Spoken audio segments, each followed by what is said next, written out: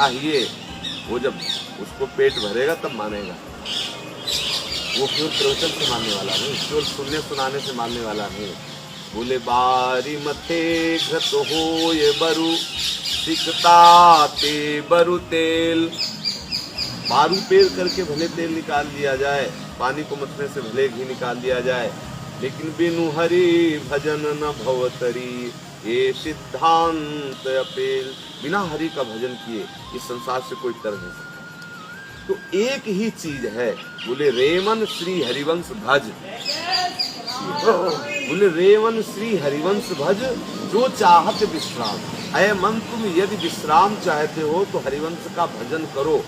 बोले जिह रस बस ब्रज सुंदरी छाण दिए सुल्तान। आप देखो, स्त्री को पति को छोड़ना, पति को पत्नी को छोड़ना, ये सब दुर्लभ बातें हैं। माता को पुत्र को छोड़ना, पुत्र को माता को छोड़ना, ये बड़ी दुर्लभ बात है। गृहस्थी को घर परिवार छोड़ना, ये सब दुर्लभ बातें। लेकिन जीव ही बंसी बजी ठाकुर जी, आप देखिए बंसी का चमत्कार। बोले आई ब्रज नारी सुनत बंसी रव गृहपति बंधु बिसारे।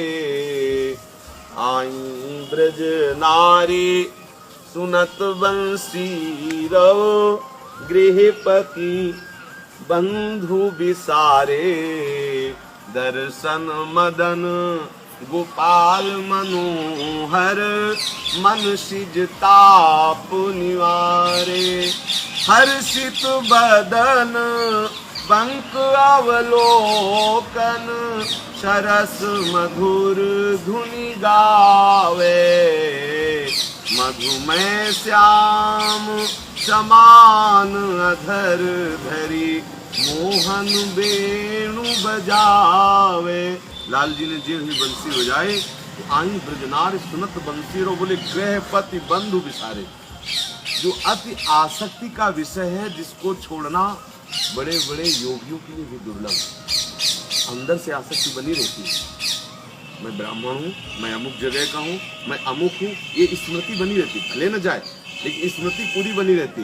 और यहाँ क्या हुआ, आई ब्रजनार सुनत बंसीरो गृहपति बंधु बिसारे। विस्मृति हो गई शरीर की, शरीर के संबंधियों की, घर की, सबकी विस्मृति हो गई। बोले क्या दिखाई दे रहा है, क्या स्मृति में क्या है? बोले केवल एक ही वस्तु, मदन गोपाल।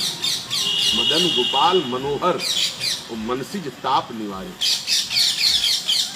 जो मन में कामना का क्लेश होता है, उसका दमन, उसका समन केवल मदन गोपाल ही कर सकते हैं, दूसरे की सामर्थ्य नहीं।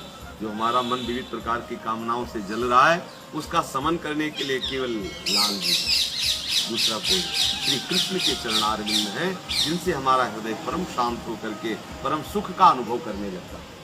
अब उस सुख शांति में, जिस सुख शांति का वर्णन किया जा रहा है, जिस सुख शांति के लिए हम चाह रहे हैं, हमारी आपकी सामर्थ्य नहीं, हमारी आपकी सामर्थ्य। कोई ये कहे कि हम साधना के द्वारा अपने चित्त को निर्विषय कर लेंगे, मेरे समझ की बात खत्म हो गई। मेरे विषय, मैं अपनी बात कहता हूँ। जो 10-5 साल साधन कर रहे हैं वो बात कहें तो अलग की बात है, हम अपने जीवन की बात करें। हमारे इस समय 45 वर्ष के बाद साधन से न कभी कोई विषय से अलग हो पाया, न हो पाए।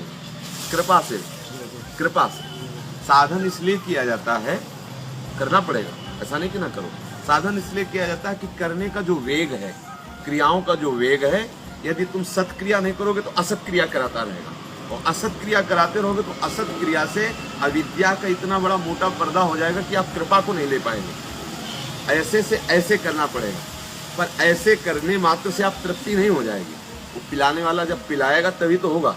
अब पिलाने वाला पिलाएगा आपका ऐसे ना हो तो भी नहीं बात बनेगी। तो साधन ये हुआ, अपने दोनों कर जो है अन्य जगह से हटा करके और अंजलि पास के बैठे, ये साधन हुआ। और वो कृपा हुई जो पिला रहा।